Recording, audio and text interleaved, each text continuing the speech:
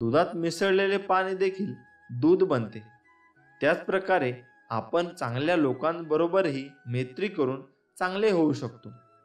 म्हणूनच आपण चांगल्या लोकांसंगे मैत्री केली पाहिजे. माशीच्या डोक्यात आणि विंचूच्या शेपटीत विष आहे, परंतु वाईट माणसांच्या संपूर्ण शरीरभर विष आहे. म्हणून वाईट व्यक्ती सर्वात विषारी आहे. बुद्धिमान व्यक्ती तीच आहे जी तिची कमजोर बाजू कोणाला दाखवत नाही, घरातील गुप्त गोष्टी कोणाला सांगत नाही, आयुष्यात मिळालेला धोका, अपमान आणि मनातील चिंता स्वतःपुरतीच मर्यादित ठेवते. जो उद्योगी आहे तो कधीच गरीब असू शकत नाही. जे नेहमी ईश्वराच्या स्मरणात असतात त्यांना पाप स्पर्श करत नाही. जे मौन पाळतात ते भांडणात सहभागी होत नाही. आणि जे नेहमी जागृत असतात ते नेहमी निर्भय असतात. जर नशिबात असेल तर मग प्रयत्न कशाला करायचे असा विचार करू नका. काय माहीत तुमच्या नशिबात हेच लिहिले असेल, प्रयत्न केल्यावरच मिळेल. भूतकाळात जे घडले त्यामुळे दुःखी होऊ नका, कारण चिंता आणि बेचैनी सोडून वर्तमान काळाचा सदुपयोग भविष्य सावरण्यासाठी केला पाहिजे. सुखी जीवनाचे 3 मंत्र. आनंदात कोणतेही वचन देऊ नका, रागात कोणालाही उत्तर देऊ नका आणि दुःखात कोणता निर्णय घेऊ नका. हेच आपले स्वामी मंत्र. श्री स्वामी समर्थ. जय जय स्वामी समर्थ. भूतकाळात जे घडले त्यामुळे दुःखी होऊ नका. चिंता आणि बेचैनी सोडून वर्तमान काळाचा सदुपयोग भविष्य सावरण्यासाठी केला पाहिजे. नियती म्हणजे केवळ योगायोग नाही, ती प्रत्येक व्यक्तीला अडचणीतून बाहेर पडण्यासाठी अनेक पर्याय तयार करून ठेवत असते. बुद्धिमान मनुष्य त्या पर्यायांना ओळखून त्यातून योग्य पर्याय निवडतो. सर्व काही नशिबाच्या हवाली टाकून बसणारा मनुष्य सदैव दुष्ट आणि कष्ट भोगत असतो. असे लोक जीवनात काहीही करू शकत नाही. लग्नानंतर जोपर्यंत पतीकडे पैसा असतो, तो सर्व सुख सुविधा प्रदान करतो, तोपर्यंत पत्नी त्याची सर्व प्रकारे काळजी घेते. परंतु दुर्दैवाने पतीचा पैसा नष्ट झाला आणि सुख संपत्ती संपून गेल्यावर पत्नीची खरी पारख होते. या काळातच समजते की पत्नीचे प्रेम पतीवर होते की त्याच्या पैशावर. परमेश्वराने आपल्याला 2 डोळे 2 कान दिले आहेत, मात्र जीभ एकच आहे. याचा अर्थ आपण जास्तीत जास्त पाहावे, ऐकावे, मात्र बोलावे मोजकेच. ज्याचा खर्च उत्पन्नापेक्षा जास्त आहे असा व्यक्ती गरीब असतो. ज्या व्यक्तीजवळ फक्त पैसा आहे त्याच्यापेक्षा जास्त गरीब दुसरा कोणीही नाही. ज्या व्यक्तीला पैशाचा हव्यास आहे त्याला पैसा देऊन अहंकारी व्यक्तीला हात जोडून मूर्खाची गोष्ट मान्य करून आणि विद्वानाला सत्य बोलून वश करता येऊ शकते. ज्या लोकांचा स्वभाव आवश्यकतेपेक्षा जास्त साधा सरळ आणि सहज असतो त्यांना आयुष्यात अडचणींचा सामना करावा लागतो. धूर्त आणि लोभी लोक यांच्या स्वभावाचा गैरफायदा घेऊ शकतात. अशा लोकांना दुर्बल समजले जाते. ज्या गोष्टी घडून गेल्या तो भूतकाळ झाला. भूतकाळातल्या गोष्टी पुन्हा येत नसतात. गेलेला काळ चांगला होता की वाईट, गेलेला काळ गेला, तो आता बदलता येणे शक्य नाही. त्यामुळं झालेल्या गोष्टींबद्दल पश्चाताप करून दुःखी होऊ नका. जो माणूस भूतकाळातल्या गोष्टी आठवून चिंता करीत बसतो तो कधीही सुखी होऊ शकत नाही. झालेल्या गोष्टीविषयी चिंता करून काही लाभ नाही. भूतकाळात आपण जे चांगले किंवा वाईट कर्म केले असेल त्यापासून धडा घेऊन आपण पुढे जात राहिले पाहिजे. आपल्या हातून ज्या वाईट गोष्टी घडल्या त्या पुन्हा होणार नाहीत यासाठी दक्ष राहिले पाहिजे. श्री स्वामी समर्थ. प्रत्येक दिवशी तुम्ही विचार करतात ना किती कोणीतरी येईल, जादूची छडी चालवेल आणि माझं संपूर्ण आयुष्य बदलेल. काय वाटतं तुम्हाला, खरंच कोणी येईल का आणि तुमचं आयुष्य बदलेल का? लक्षात ठेवा मित्रांनो, मूर्ख व्यक्तीच्या आयुष्यात फक्त समस्या असतात आणि यशस्वी समजूतदार लोकांच्या लिस्टमध्ये नेहमी त्या समस्यांवर समाधान असतात, उत्तर असतात. नेहमी तुम्हाला हेच वाटतं की माझ्या आयुष्यात खूप संकट आहे, दुःख आहेत, बाकी कुणाच्या आयुष्यात नाही. मित्रा, थोडं घराबाहेर निघून बघ. त्या लोकांकडे त्यांच्यापेक्षा स्वतःचे घर नाही. ते लोक रस्त्यावर झोपत आहेत. त्यांच्याकडे पांघरायला काय नाही, ते थंडीत कुडकुडत आहेत. अरे मित्रा, त्या लोकांचा विचार कर. त्यांच्याकडे पाय नाही, डोळे नाहीत, हात नाही, शरीराने पूर्ण विकलांग आहे. भगवंताने तुला सगळं दिले, तरी सुद्धा तू विचार करतो की माझ्या आयुष्यात दुःख आहे. बॉडी सगळ्यांना चांगले पाहिजे, पण जिम जाण्याची तुमची इच्छा होत नाही, कारण त्यात तुमच्या शरीराला कष्ट घ्यावे लागतील ना. आणि तुम्हाला कष्ट करायला तर प्रॉब्लेम आहेत. तुमचा प्रॉब्लेम काय आहे माहिती आहे? तुम्हाला आयुष्यात कुठेही प्रकारचे कष्ट करायचे नाहीत, शरीराला तकदीर द्यायचे नाही आणि आयुष्यात मोठं व्हायचं. अरे मित्रा, स्टीव्ह जॉब्स सुद्धा कारणे देऊ शकला असता, कारण लहानपणी त्याच्या आईवडिलांनी त्याला पुन्हा दुसऱ्याकडे देऊन टाकलं होतं. पण त्याने कुठल्याही कारण नाही दिलं आणि त्यांच्या जीवनातून पुढे जात राहिला. सर्व अपयशाचे एकच कारण देत बसता असला, पण नाही, त्याने या दुनियेतील सर्वात मोठी कंपनी ॲपल उभी करून टाकली आणि त्याच्याच कंपनीतून त्याला काढूनही टाकलं. पण तो थांबला नाही. त्याच्यापेक्षा तो नेहमी पुढे जात राहिला आणि त्याच वेळी त्यांनी नवीन कंपनी उभी केली. खरं तर तोही कारणे देऊ शकला असता. कॅन्सरसारख्या रोगाने ग्रस्त असूनही तो पुढे जात राहिला. तोही म्हणाला असता की यार, मी रोगाने ग्रस्त आहे आणि काहीच नाही करू शकत. पण नाही, तो थांबला नाही आणि पुढे जात राहिला, काम करत राहिला आणि ॲपलसारख्या कंपनीला त्याने दुनियामध्ये सर्वश्रेष्ठ कंपनी बनवून त्याचे 100% त्याने दिलेत. संकट प्रत्येका व्यक्तीच्या आयुष्यात येतात, पण जिंकतो तोच ज्याच्या संकटांना सामोरे जातो, लढतो, पुन्हा जोमाने तयारी करतो. नाहीतर कारणे देणारे फक्त कारण देत राहतात. आता तू स्वतःला विचारायचं की तुला संकटांना तुझ्या दुःखांना समोर जायचे की असं हार मानून कारणे देत राहायचे. आयुष्यात काहीही नाही करायचं आहे. हार मानून शांत बसणाऱ्या लोकांना ही दुनिया विचारत नाही, त्यांची इज्जतही नाही करत.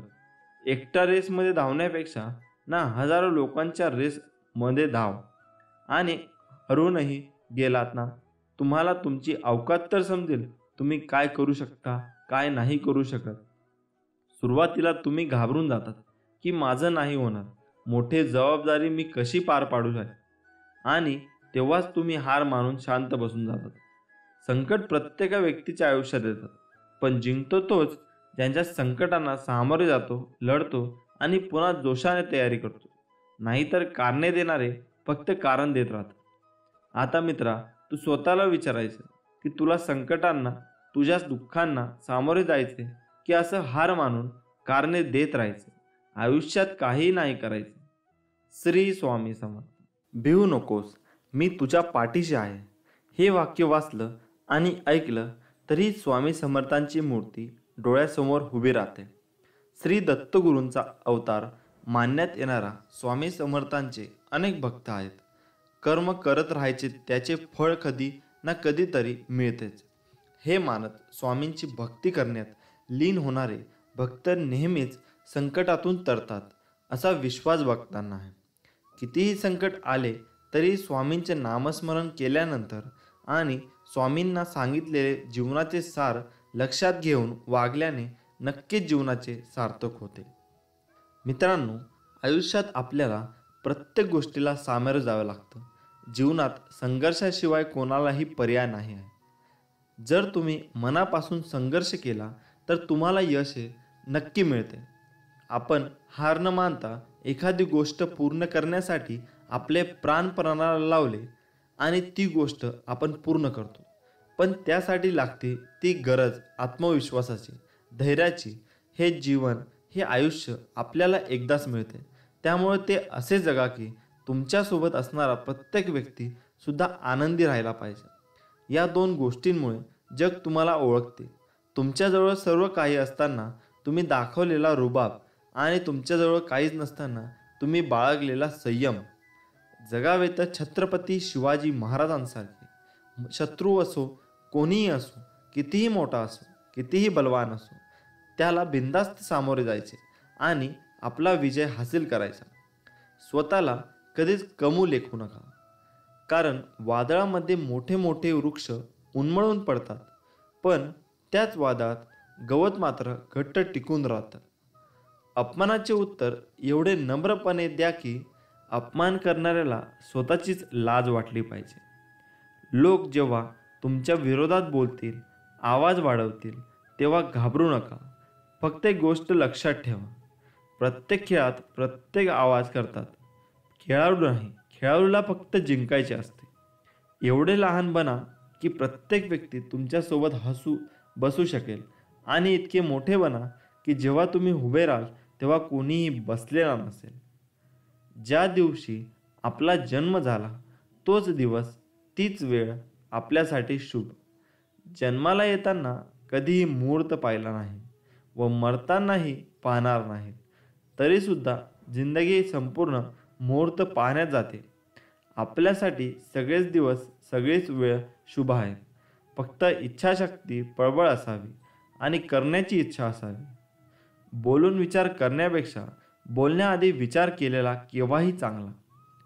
नेहमी तुमचे सर्वोत्तम प्रयत्न करा आणि हे करून देखील ते तुमची कदर करत नसतील तर तो त्यांचा दोष आहे, तुमचा नाही. श्री स्वामी समर्थ. जय जय स्वामी समर्थ. श्रद्धा असेल तर सृष्टीतल्या प्रत्येक गोष्टीत देव दिसतो. पाण्याला बंद घातला तर ते संत होते आणि मनाला बांध घातला तर तो संत होतो. देवाकडे माझे दुर्भाग्य कमी कर अशी मागणी करण्यापेक्षा मला ते कष्ट सहनीय करण्याची ताकद दे असे म्हणा. गरुडासारखे उडता येत नाही म्हणून चिमणी कधी उडायचे सोडत नाही. चांगली तथ्य, चांगली व्यक्ती, चांगले दिवस यांची किंमत वेळ निघून गेल्यावर समजते. कुणीतरी करायला पाहिजे यापेक्षा मी काहीतरी करायला पाहिजे हा दृष्टिकोन बरेचसे प्रश्न सोडवतो. किती मोठा पाठिंबा जरी असला तरी वास्तवामध्ये यशस्वी तोच होतो ज्याच्या रक्तात जितण्याची हिंमत आणि लढण्याची धमक असते.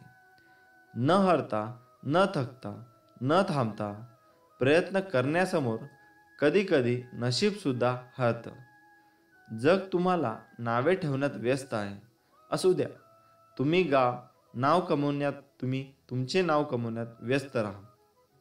तलवारीच्या जोरावर मिळवले राज्य हे केवळ तलवार असेपर्यंतच टिकते. ज्या गोष्टी तुम्ही सहन करू शकत नाही त्या तुम्ही इतरांसोबत करू नका. माणूस एकटाच जन्माला येतो आणि एकटाच मरतो. ते आपल्या कर्मानुसार आनंद आणि दुःख भोगून तो नरकात किंवा स्वर्गात जातो. दान दारिद्र्याला नष्ट करते, चांगली वागणूक समस्याला नष्ट करते आणि अज्ञाताला नष्ट करते आणि आत्मविश्वास भीतीला नष्ट करतो. कोणाच्या वाईट काळात त्याच्यावर हसण्याची चूक करू नका, कारण काळ नेहमी चेहरा लक्षात ठेवतो. स्वामी समर्थ आपल्या जवळच आहे. स्वामी भक्तांना कधी वाऱ्यावर सोडले नव्हते. कालही नाही आणि आजही नाही आणि उद्याही नाही. हे कायम भक्तासोबतच असणार. मनुष्य स्वभाव ओळखून त्याने सर्वांना आपला उपदेश केला आहे की भिवू नकोस, मी तुझ्या पाठीशी राहणार आहे. मग भिण्याचे आणि चिंतेचे कारणच काय? प्रत्यक्ष स्वामी आपल्या पाठीराखा आहे. भिवू नकोस, पुढे जात जा, संकट दूर होतील.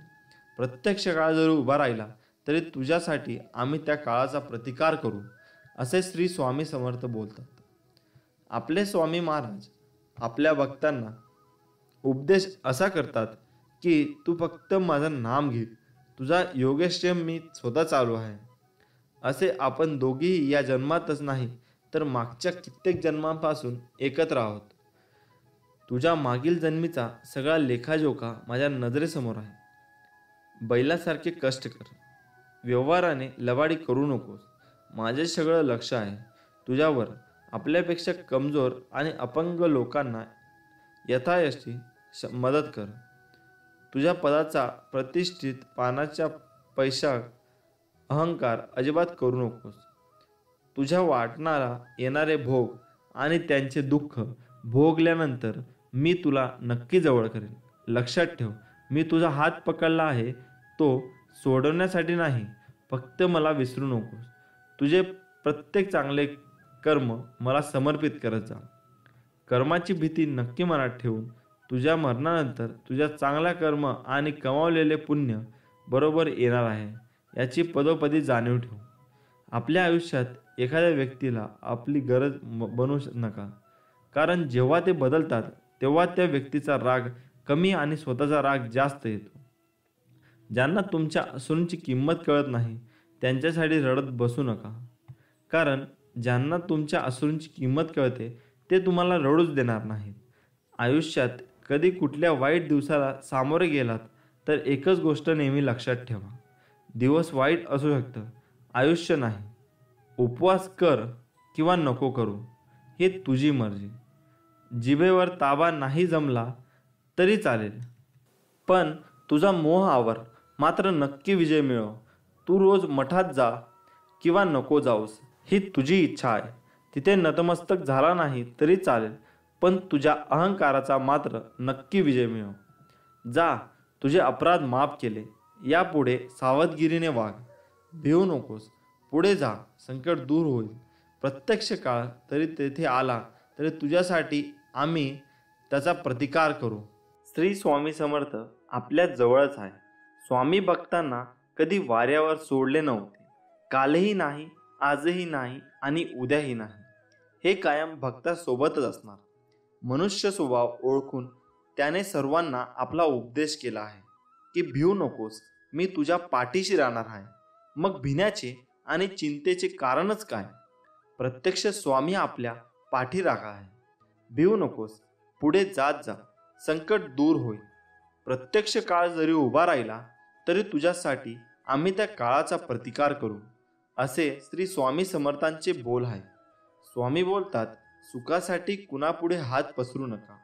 वेळ जाईल त्यापेक्षा दुःखाशी 2 हात करा, चांगली वेळ निश्चित येईल. मनुष्य जन्म मिळतोय एकदा. कोणाला आपले करायचे तर हृदयात करा, केवळ मुखाने नाही. कोणावर राग व्यक्त करायचा असेल तर मुखाने करा, हृदयाने नाही. कारण ज्या दोराला गाठ नसते तो दोरा सहज सुईतून प्रवेश करतो. या जन्मावर, या जीवनावर खूप प्रेम करावे. हो, जीवनावरच म्हटलंय मी, कारण जीवन हे खूप सुंदर आहे आणि महत्त्वपूर्ण सुद्धा. त्या तुमच्यासाठी आणि तुमच्या प्रियजनांसाठी. जर तुम्ही देवाकडे काही मागितल्यावर मिळाले नाही तर त्यांच्यावर रागवू नका, कारण देव तुम्हाला जे आवडेल ते देत नाही. त्याऐवजी ते तुमच्यासाठी जे चांगले आहे ते देतात. जीवन कोणासाठी थांबत नाही, फक्त जीवन जगण्याची कारण बदलतात. सर्वच प्रश्न सुटत नाही. काही प्रश्न सोडून दिले की आपोआप सुटतात. जीवनात 2च मित्र कमवा. एक श्रीकृष्णासारखा, जो तुमच्यासाठी युद्ध न करताही तुम्हाला विजयी करेल, आणि दुसरा कर्णासारखा, जो तुम्ही चुकीचे असतानाही तुमच्यासाठी युद्ध करेल. जीवन म्हणजे पत्त्यांचा खेळ. चांगली पाने मिळणे आपल्या हातात नसते, पण मिळालेल्या पानांवर चांगला डाव खेळणे यावर आपले यश अवलंबून असते. जीवनात वेळ कशी असो, वाईट किंवा चांगली, ती नक्कीच बदलते. पण चांगल्या वेळेत वाईट काम करू नका, जेणेकरून वाईट वेळेत लोक सोडून जातील. आयुष्यात काय करायचे हे ठरवण्यात वेळ वाया घालू नका, नाहीतर तुम्ही काय करायचे हे तीच वेळ ठरवेल. प्रत्येक माणसाच्या आयुष्यात नकारात्मक विचार येणे निश्चितच असते, पण त्या विचारांना तो किती महत्त्व देतो हे त्या माणसावर अवलंबून असते. आपल्या अपेक्षा आणि मोह हेच आपल्या दुःखाचे सर्वात मोठे कारण आहे. जर आपण आपले मन आपल्या ताब्यात ठेवले नाही तर तेच मन आपल्या शत्रूप्रमाणे कार्य करू लागते. आयुष्यात दुःख कवटाळून बसू नका, ते विसरा आणि सदैव हसत राहा, हसमुख राहा. बाकी सर्व टेन्शन सोडून द्या आणि श्री स्वामी समर्थांचे गुणगान करा. श्री स्वामी समर्थ. असे मानले जाते की गीता हा एकमेव धर्मग्रंथ आहे जो माणसाला खऱ्या अर्थाने जीवन जगायला शिकवतो. गीतेतून माणसाला जीवनातील धर्म, कर्म आणि प्रेमाचे धडे देण्यात आले आहेत. भागवत गीतेचे ज्ञान मानवी जीवन आणि जीवनानंतरचे जीवन या दोन्हींसाठी खूप उपयुक्त मानले गेले आहे. असे म्हटले जाते की गीता हे जीवनाचे संपूर्ण तत्वज्ञान आहे. गीतेतील तत्वज्ञाने पालन करणारी व्यक्ती सर्वश्रेष्ठ असते. गीतेत श्रीकृष्णाने दुःखाला सर्वात चांगला मित्र म्हटले आहे. त्याचे कारण देखील गीतेत देण्यात आले आहे. आज देखील अनेक लोक गीतेतील शिकवण अंगीकारून जीवन जगत आहे. गीतेतील शिकवण अंगीकारल्यानंतर जीवन होते अशी भक्तांची श्रद्धा आहे. गीतेमध्ये श्रीकृष्णाने दुःख हे माणसाचा सर्वात चांगला मित्र म्हणून वर्णन केले आहे. कारण दुःख तुम्हाला भगवंताचा शोध घेऊन देते. प्रत्येक माणसाच्या आयुष्यात नकारात्मक विचार येणे निश्चितच असते, पण त्या विचारांना तो किती महत्त्व देतो हे त्या माणसावर अवलंबून असते. गीतेनुसार सर्वात समजूतदार आणि स्थिर मनाचा माणूस तो आहे जो यशाचा गर्व करत नाही आणि अपयशाने दुःखी होत नाही. श्रीकृष्ण म्हणतात की फक्त भित्रे आणि दुर्लभ लोकच गोष्टी नशिबावर सोडतात, पण जे बलवान आणि आत्मविश्वासी असतात ते कधीही नशिबावर अवलंबून नसतात. गीतेनुसार केवळ दिखावा करण्यासाठी चांगले होऊ नका, कारण देव तुम्हाला बाहेरून आणि आतूनही ओळखतो. कोणाच्या सोबत चालल्याने ना आनंद मिळतो ना ध्येय.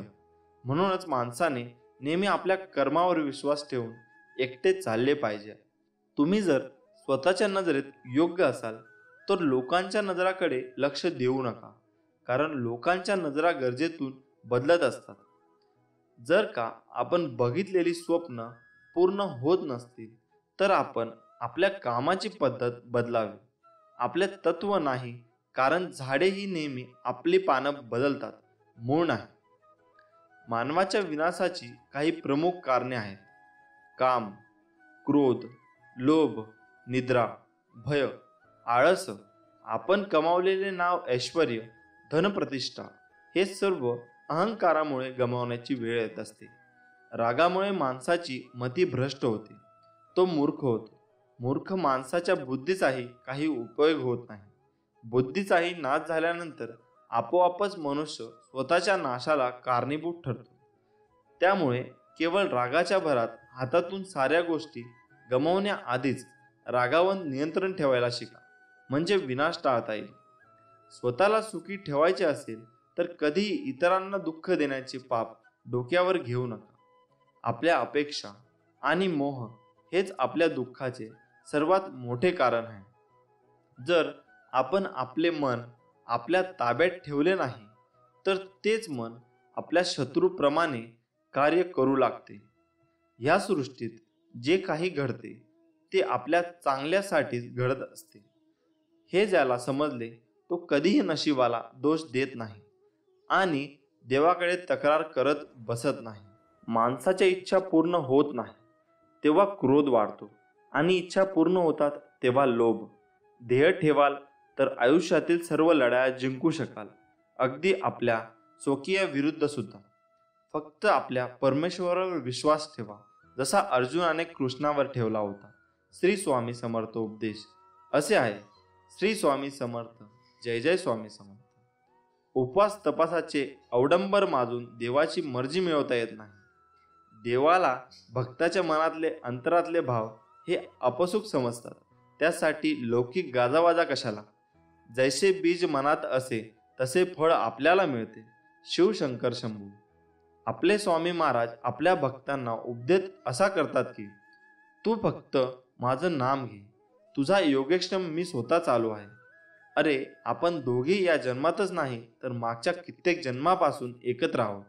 तुझ्या मागील जन्मीचा सगळा लेखाजोखा माझ्या नजरेसमोर आहे. बैलासारखी कष्ट कर, व्यवहारात लवाडी करू नकोस. माझे सगळं लक्ष आहे तुझ्यावर. आपल्यापेक्षा कमजोर आणि अपंग लोकांनाही यथाशक्ती मदत कर आणि मुखात केवळ माझे नाम घे. श्री स्वामी समर्थ. जय जय स्वामी समर्थ. नमस्कार मित्रांनो, तारक मंत्र या 2 शब्दातच त्याचा अर्थ आहे. जो आजाराने त्रासलेला आहे, जो चिंतेने ग्रासलेला आहे, यांना तारण्यासाठी नेहमी स्वामी काहीतरी उपाय करत असतात. स्वामींना आपल्याला ही अनमोल भेट दिली आहे, तारक मंत्र देऊन. तारक मंत्रात इतकी प्रचंड शक्ती आहे की मी, तुम्ही आणि आपण कोणीच त्याचा विचारही करू शकत नाही. शेवटही ती स्वामींची शक्ती, अगम्य शक्ती. हा मंत्र तुम्ही म्हणायला सुरुवात करा आणि बघा तुमच्या शरीरातील एक मानसिक बळ येते ते. आणि जर हा मंत्र तुम्ही हळूहळू म्हटला तर खूपच बळ, शक्ती अंगात संचारते. हा सर्वच आपल्या स्वामी भक्तांचा अनुभव आहे, माझा सुद्धा. या मंत्रात एक कडवे आहे की अतर्क्य अवधूत हे स्मरणगामी, अशक्य ही शक्य करतील स्वामी. फक्त आणि फक्त या स्वामींच्या वचनावर, स्वामींवर विश्वास ठेवा आणि बघा, या जगातील कितीही मोठी गोष्ट असू द्या, अशक्य नाही. या जगात झाडांची पाने सुद्धा जो हलवतो, सर्वांचे रक्षण करतो, असे स्वामी महाराज माझ्या मागे होते, आहेत आणि राहणारच. सर्वजणांनी हा तारक मंत्र म्हणायला सुरुवात करावी. जमेल तसं जेव्हा वेळ मिळेल तेव्हा बसता, उठता, काम करताना, झोपताना, लहान मुलांना भरवताना, जेवण बनवताना, तुम्हाला जेव्हा आठवेल तेव्हा बोलत राहायचे. एकदा का तारक मंत्र बघून वाचायला सुरुवात केली की हळूहळू पाठांतरी होऊन जाते. फक्त मंत्र म्हणायला सुरुवात करा आणि सतत चालू ठेवा. रोज कुठल्या ना कुठल्या मार्गाने स्वामी आपल्याबरोबर नेहमी असतात आणि नेहमी राहतील. फक्त आपण हे लक्षात आणले पाहिजे की स्वामी सदैव माझ्या बरोबर आहेत. चला तर मग अतिप्रभावशाली स्वामी तारक मंत्राकडे वळूया. तुम्हाला जमेल तसे कुठलीही चाल लावून बोलू शकता. आपले स्वामी फक्त माणसाच्या मनातले भाव बघतात. मंत्र अशा प्रकारे आहे. निशंक होई रे मना, निर्भय होई रे मना, प्रचंड स्वामी बळपाठीशी, नित्य आहे रे मना. अतर्क्य अवधूत हे स्मर्तगामी, अशक्य ही शक्य करतील स्वामी. जिथे स्वामी चरण तिथे न्यून्य काय, स्वय भक्त प्रारब्ध घडवी ही माय. आज्ञे विना काळ ही नानी त्याला, परलोकी ही ना भीती तयाला. उगाची भीतोसी भय हे पळू दे, वसे अंतरी ही स्वामी शक्ती कळू दे. जगी जन्म मृत्यू असे खेळ ज्याचा, नको घाबरूस तू असे बाळ त्याचा. खरा होई जागा श्रद्धे सहित, कसा होसी त्याविन तू स्वामी भक्त. आठव कितीदा दिली त्यानी साथ, नको डगमगू स्वामी देतील हात. विभूती नमन नाम ध्यानार्धी तीर्थ, स्वामीच या पंचामृतात हे तीर्थ घेई आठवी रे प्रचिती. ना सोडती तया जया स्वामी घेती हाती. श्री स्वामी समर्थ. झालेली सेवा स्वामी चरणी अर्पण करून आपण आजचा व्हिडिओ इथे संपवूया. आज आपण खरी भक्ती म्हणजे नेमके काय, स्वामी समर्थ महाराज काय म्हणतात, हे आपण या व्हिडिओच्या माध्यमातून जाणून घेणार आहोत. चला तर मग विषयाकडे वळूया आणि आपला संपूर्ण व्हिडिओ बघूया. आपले स्वामी समर्थ महाराज अनेक घटना प्रसंगातून समाजाला विविध बोध, शिकवण, उपदेश करत असतात. स्वामींची लीला ह्या अद्भुत आणि अचंबित करणाऱ्या आहेत. ज्या व्यक्तींना स्वामींचा अनुभव आला आहे, प्रचिती आली आहे, त्या व्यक्तींना याचा प्रत्यक्ष अनुभव वास येतो. अक्कलकोट येथे स्वामी सुमारे 22 वर्ष होते. या काळात त्यांनी हजारो आर्त, अर्थार्थी, जिज्ञासू आणि मुमुक्षू यांच्या मनोकामना पूर्ण केल्या. दुष्टांना सुष्ट बनवले, ढोंग्यांचे ढोंग उघडून करून अज्ञ जनांना खऱ्या ईश्वरनिष्ठाची ओळख करून दिली. अशा प्रकारे विस्कटलेली घडी पूर्ववत बसवण्यासाठी, निष्ठावान भक्तांना आत्मानंदाची प्राप्ती करून देण्यासाठी आणि जगात सधर्म, सुसंस्कृती आणि भक्तिप्रेमाची गुढी उभारण्यासाठी अनंत लीला केल्या असे म्हटले जाते. अशाच एका प्रसंगात स्वामींनी खरी भक्ती म्हणजे नेमके काय याबाबत बोध दिला. नेमके काय घडले पाहूया. एकदा स्वामी विश्राम करत असताना बाळाप्पा त्यांचे पाय चेपत असतात. तेवढा स्वामी एकदम जागे होऊन लोण्याची मागणी करतात. लोणी खाऊन संतुष्ट होऊन स्वामी बाळाप्पाला भक्तीचा अर्थ विचारतात. बाळाप्पा प्रांजळपणाने स्वामीवरच तो प्रश्न फिरवतात. स्वामी म्हणतात की भक्ती म्हणजे ईश्वराला वाहून जाणे.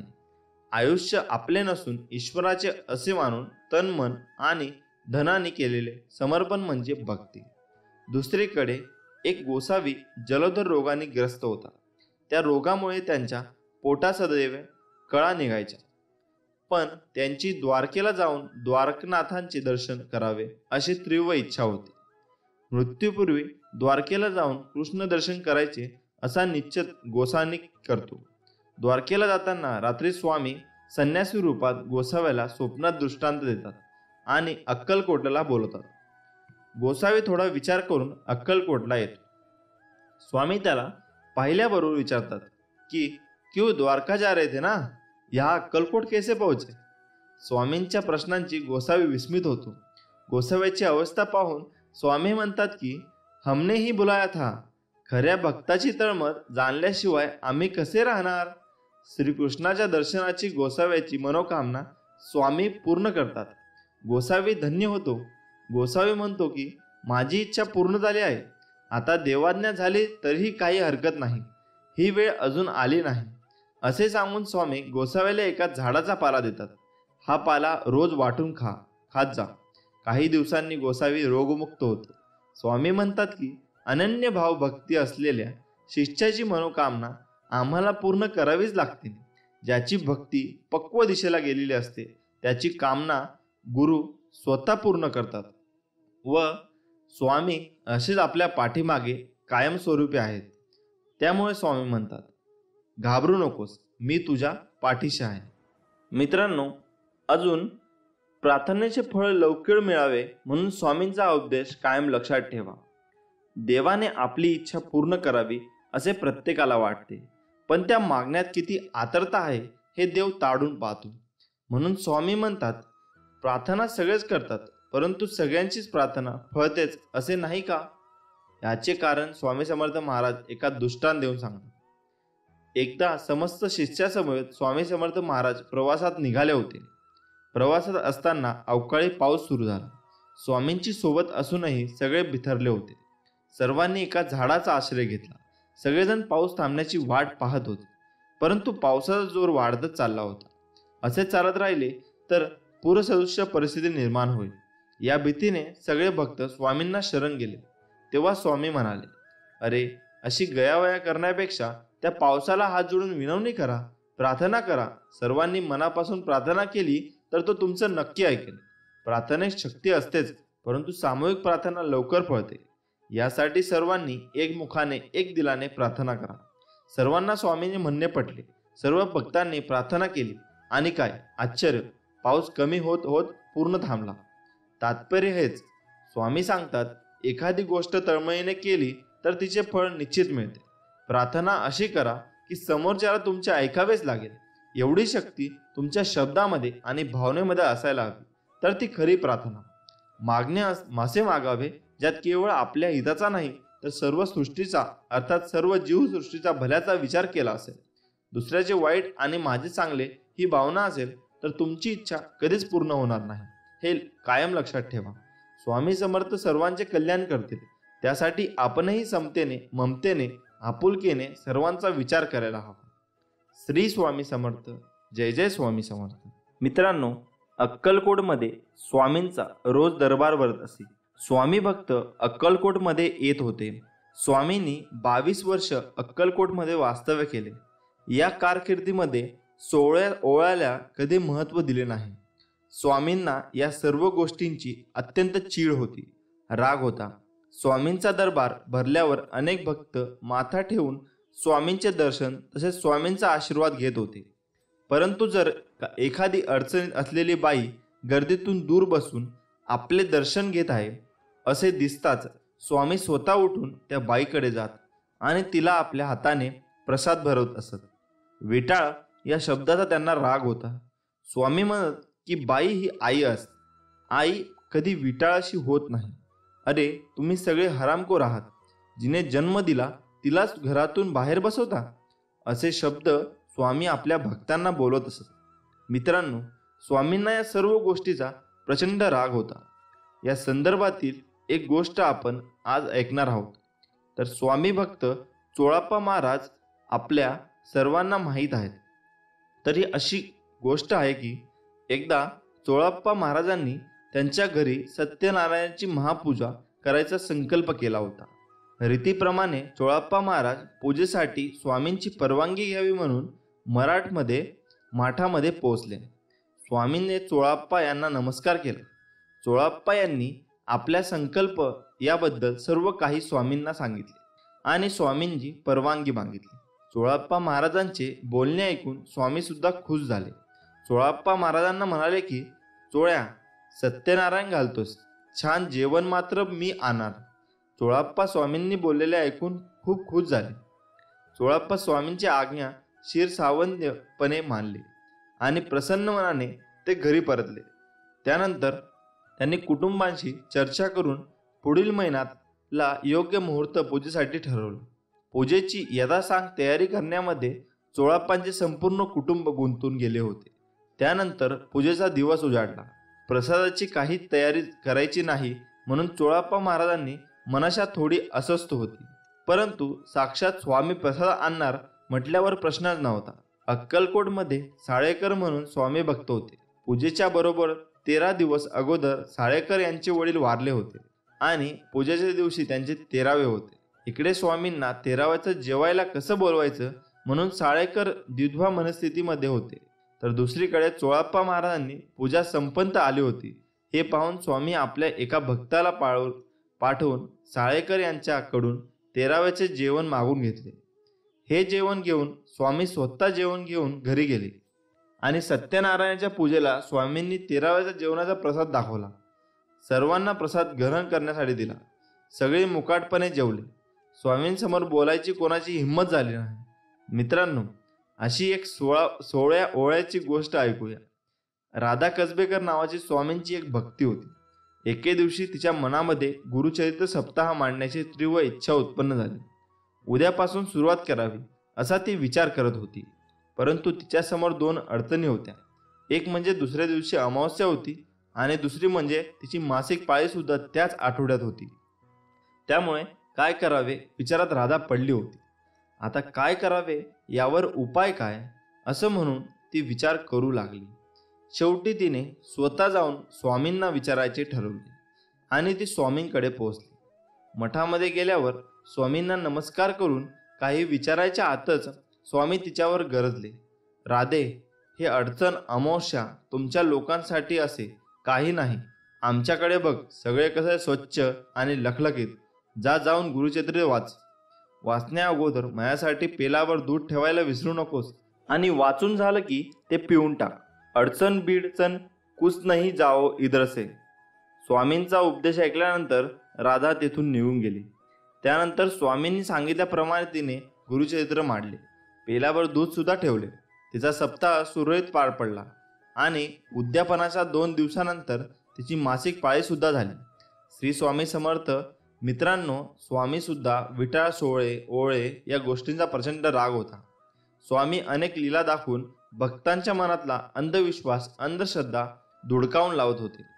स्वामींनी आपल्या भक्तांना मार्गदर्शन करताना अशा प्रकारच्या अंधश्रद्धेवर प्रहार केले. या कलियुगामध्ये चमत्काराशिवाय नमस्कार नाही हे तत्व ते पूर्णपणे जाणून होते. म्हणून त्यांनी आपल्या रजल्या गाजल्या भक्तांसाठी चमत्कार केले. परंतु प्रामुख्याने त्यांचा भर होता तो म्हणजे समाज सुधारणेवर आणि समाज प्रबोधनावर. बकऱ्याच्या कोंबड्याचा बळी देऊन देवाला प्रसन्न करणे त्यांना अजिबात मान्य नव्हते. कोणी खेळण्यासाठी किंवा मनोरंजनासाठी जरी हातात पत्ते घेतले तरी देखील त्यांना ते सहन होत नसे. दगडाला शेंदूर फासून गोरगरिबांना फसवणाऱ्या तर त्यांनी नेहमीच धिक्कार केला. एकदा जर अशा प्रकारे शेंदूर फासून देव बनवलेल्या दगडावरच त्यांनी लघुशंका केली. असे आपले स्वामी कायमच अंधश्रद्धेवर पार करत राहिले. म्हणून मित्रांनो, श्रद्धा आणि विश्वास ही भक्तीची 2 रूपे आहेत. किंबहुना भक्तीमध्ये श्रद्धा आणि विश्वास हे 2 रंग मिसळले आहेत. परंतु भक्ती आणि श्रद्धा आणि अंधश्रद्धा यांच्यातील सीमारेषा अतिशय पुसट आहेत. म्हणून आपली श्रद्धा केव्हा आणि कशी अंधश्रद्धेमध्ये बदलते हे लक्षात सुद्धा येत नाही. म्हणूनच म्हणतात ना, श्रद्धा असावी ना अंधश्रद्धा असू नये. मित्रांनो, तुम्हाला माहीत आहे का, स्वामी समर्थ महाराजांनी अन्नपूर्णा स्वरूप का धारण केले हे आज आपण जाणून घेणार आहोत. स्वामी समर्थ महाराजांची लीला अगाध असल्याचा प्रत्यय अनेकांना आला आहे. आजच्या काळातही स्वामींचे अनुभव आलेली माणसे हजारोंच्या संख्येने आपल्याला पाहायला मिळते. स्वामी कृपेचा कृत्य भाव प्रत्येकाच्या बोलण्यात वागण्यात आल्याचे प्रकाशाने दिसून येते. स्वामी समर्थ महाराजांनी अनेक भक्तांना वेळोवेळी मदत केल्याने दिसून येते. अनेक कथा अनुभव यातून स्वामी समर्थ महाराज आपल्या भक्तांना कधी एकटे पडू देत नसत. हेच स्पष्ट होते, भिवू नकोस, मी तुझ्या पाठीशी आहे. हा केवळ विश्वासाचा मंत्र नाही, तर स्वामींचा शुभाशीर्वाद आहे. अशक्य ही शक्य करतील स्वामी, अशी अनेकांची आजही श्रद्धा आहे. अशाच एका प्रसंगात भक्तासाठी स्वामी समर्थ महाराजांनी अन्नपूर्णा रूप धारण केले. स्वामींच्या या अन्नपूर्णा स्वरूपाचे पूजन ठिकठिकाणी केले जाते. नेमके काय घडले जाणून घेऊया. मित्रांनो, स्वामी कथेमध्ये रमून जाण्याआधी जर आपल्या चॅनलवर नवीन असाल तर सबस्क्राईब केलं नसेल तर लगेच सबस्क्राईब करा, म्हणजे तुम्हाला आपल्या स्वामींचे नवनवीन कथा ऐकायला मिळतील. चला तर मग विषयाकडे वळूया. मित्रांनो, अन्नपूर्णा ही पार्वतीचा अवतार आहे. भारतीय संस्कृती परंपरानुसार घरातील सर्वांना पोटभर खाऊ घालणाऱ्या गृहलक्ष्मींना अन्नपूर्णा मानले जाते. अक्कलकोटच्या स्वामी समर्थ महाराजांनी अशा एका प्रसंगी सेवेकराचा प्रसाद भोजन दिले. झाले असे की कोनाळे गावाच्या रानातून जाताना स्वामींबरोबर श्रीपाद भटासह सुमारे 100 सेवेकरी होते. दिवसभर चालून चालून त्या सर्वांना खूप भूक लागली होती. आणखी काही अंतर थोडे चालून पार केल्यानंतर स्वामी एका शेतात बसले. स्वतः स्वामी आलेत म्हटल्यावर तेथील शेतकऱ्यांनी स्वामीला फलाहार दिला, पाणी दिले. स्वामींना फलाहार ग्रहण केला. मात्र इतरांच्या भोजनाचे काय, हा प्रश्न सर्वांनाच पडला. तेवढ्यात स्वामी सर्वांना म्हणाले की त्या आम्र वृक्षाखाली जा. श्रीपाद भटासह आलेल्या सेवेकऱ्यांना वाटले की तेथे कोणीतरी जेवण देईल. श्रीपाद भटांना मात्र स्वामींवर पूर्ण श्रद्धा होती, विश्वास होता. श्रीपाद भट काही न बोलता त्यातील काही सेवेकऱ्यांना घेऊन आम्र वृक्षाखाली गेले. तेथे वृद्ध सुवासिनी प्रसन्न मुखाने उभी होती. श्रीपाद भटांनी चौकशी केल्यानंतर ती महिला म्हणाली की आज आमच्यापैकी बरेच मंडळी येथे भोजनास येणार होती, मात्र अजून ती आलेली नाहीत. सूर्यास्त होत आला आहे, आज कोणी येईल असे वाटत नाही, त्यामुळे तुम्ही सर्वांनी हे अन्न ग्रहण करा. वृद्ध सुवासिनी महिलेने शिजवलेला सर्व स्वयंपाक श्रीपाद भटांना दिला. ते सर्व जेवण घेऊन श्रीपाद भट व अन्य सेवेकरी स्वामींकडे जाण्यास निघाले. श्रीपाद भटांनी त्या सुवासिनी महिलेसही स्वामींकडे येण्याचा आग्रह केला. मात्र तुम्ही पुढे चला, मी मागून दर्शनाला येते, असे म्हणून त्यांनी श्रीपाद भटांना पुढे पाठवून दिले. श्रीपाद भटांनी सर्व सेवकऱ्यांना जेवण वाढून घेण्यास सांगितले. सर्व तृप्त झाले. अशा प्रकारे स्वामी समर्थ महाराजांनीच सर्व भक्तांना अन्नपूर्णे करवी भोजन घातले, अशी सर्वांची श्रद्धा आहे. फार थोड्याचे भाग्य ज्यांना प्रत्यक्ष अन्नपूर्णेचे प्रत्यक्ष दर्शन घेण्याचे भाग्य लाभले. यानंतर श्री स्वामी समर्थ महाराजांचे अन्नपूर्णा स्वरूपात सर्वत्र पूजन होऊ लागले, अशी मान्यता असल्याचे सांगितले जाते. त्यामुळे स्वामी समर्थ कायम आपल्या पाठीशी असतात. नमस्कार मित्रांनो, आज आपण जाणून घेणार आहोत श्री गुरुचरित्राचे चमत्कारिक फायदे. पहिली गोष्ट म्हणजे गुरुचरित्र वाचणारी व्यक्ती मुळातच खूप भाग्यवान व पुण्यवान असते. तुम्ही कितीही धनवान असा, व्यावसायिक असा, नोकरीला असा, पण पूर्व पुण्याई व गुरु आशीर्वाद असल्याशिवाय मानाचा निश्चय होणे अवघड. गुरुचरित्र हा ग्रंथ अत्यंत लोकप्रिय असून दत्त संप्रदायकांनी त्याला वेदाची मान्यता दिलेली आहे. या ग्रंथाचे 52 अध्याय असून ओवी संख्या 7491 इतकी आहे. काही ग्रंथात 53 अध्याय आहेत व त्यांची विभागणी ज्ञानकांड, कर्मकांड आणि भक्तिकांड अशी केलेली आहे. दत्तावतार श्री नरसिंह सरस्वती यांच्या प्रेरणेनेच गुरुचरित्र लिहिले गेले. या ग्रंथाचे पारायण केल्याने एखाद्या गंभीर संकटातून बाहेर पडण्याचा मार्ग सापडतो, अशी मान्यता आहे. या ग्रंथाच्या वाचण्याने कुठल्याही प्रकारचे आधिव्याधी आजार यांच्या वाचनाने नष्ट होते. याने मनुष्य दुःखमुक्त होतो. घरामध्ये गुरुचरित्र वाचनाने नकारात्मक वातावरण नाहीसं होतं आणि आनंद, चैतन्य व प्रसन्नता निर्माण होते. पितृदोष व वास्तुदोष यावरही उपाय म्हणून गुरुचरित्र पारायण केल्यास प्रभावी अनुभव येतात. विशिष्ट समस्यांवर जसे लग्न, शिक्षण, करिअर, आरोग्य यामध्ये येत असणाऱ्या अडचणींवर गुरुचरित्र वाचन केल्यास सकारात्मक अनुभव येतो. आपल्या कुंडलीतील ग्रह, नक्षत्रे, पितृदोष, प्रारब्ध दोष यावर गुरुचरित्र एक रामबाण उपाय असल्याचे जाणकार सांगतात. आता आपण श्री गुरुचरित्रातील प्रत्येक अध्यायातील फलश्रुती पाहूया. अध्याय 1. नित्य गुरुचिंतनाने संपूर्ण जीवन मंगलमय होते. अध्याय नंबर 2. कालीबाधा व सर्व रोगबाधा नाहीशा होतात. अध्याय नंबर 3. गुरुकोपाचे शमन होते व व्रताची पूर्तता होते. अध्याय नंबर 4. स्त्रीछलनाचा दोष जातो व स्वहिताचे रक्षण होते. अध्याय 5. शारीरिक व्यंग्य नष्ट होतात, ज्ञानाची प्राप्ती होते. अध्याय 6. दैवी कोप दूर होतो व विद्या प्राप्ती होते. अध्याय 7. पंचमहापापादी सर्व पातके नाहीशी होतात. अध्याय 8. बुद्धिवांद्य नाहीशे होतात, विवाह कार्य सुलभ होते. अध्याय 9. सर्व शुभकामना गुरुकृपेने पूर्ण होतात. अध्याय 10. नवस फळाला येतात, चोरीचा आळ दूर होतो. अध्याय 11. वांचदोष तसेच वेळ नाहीसे होते. अध्याय 12. संकटे दैन्य दारिद्र्य यांचे निवारण होते. अध्याय 13. सर्व प्रकारच्या पोटाच्या व्याधी नाहीशा होतात. अध्याय 14. प्राणघातक गंडातरापासून संरक्षण लाभते. अध्याय 14. अडचणींपासून मुक्त होण्यासाठी हा अध्याय वाचा. अध्याय 15. तीर्थयात्रांना सफलता प्राप्त होते. अध्याय 16. आदरणीयाची निंदा अपमान केल्याचा दोष दूर होतो. अध्याय 17. ज्ञान व गुरुकृपा यांचा लाभ होतो. अध्याय 18. संपत्तीचा लाभ होऊन दारिद्र्य नाहीशे होते. अध्याय 19. भाग्यवृद्धी होते, सद्गुरूंचा लाभ होतो, तीर्थस्थळी यातर पुण्य लाभते. अध्याय 20. गुरुस्मरण करुनी मनी पूजा करी व गुरुचरणी तुझे पाप होईल धुनी, ब्रह्मासंबंध परिहरेल. अध्याय 21. मृत्यूभयापासून मुक्तता. अध्याय 22. वांझपण दूर होते, बाळंतिणीला चांगले दूध येते. अध्याय 23.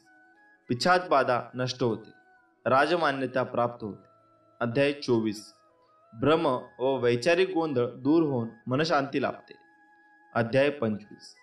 अपात्र लोकांचा संपर्कात त्यांचे दुष्परिणाम टळतात. अध्याय 26. शत्रू निशब्रह्म होऊन शरण होतात. अध्याय 27. गर्व नष्ट होऊन चित्त शुद्ध होते, विद्वानांचा छळ दोषांची निवृत्ती. अध्याय 28. वाईट कर्माचे दोष दूत होतात, संतप्त सापडतो. अध्याय 29. स्त्रीछळ दोष वासना दोष दूर होऊन पावित्र्य लाभते. अध्याय 30. कुमारिकांना इच्छित पतीचा प्राप्ती होते, सौभाग्य वृद्धी होते. अध्याय 31. पतीवर येणारे विघ्न टळतात. अध्याय 32. वैधव्याचे दुःख टळते अथवा सुसह्य होते. अध्याय 33.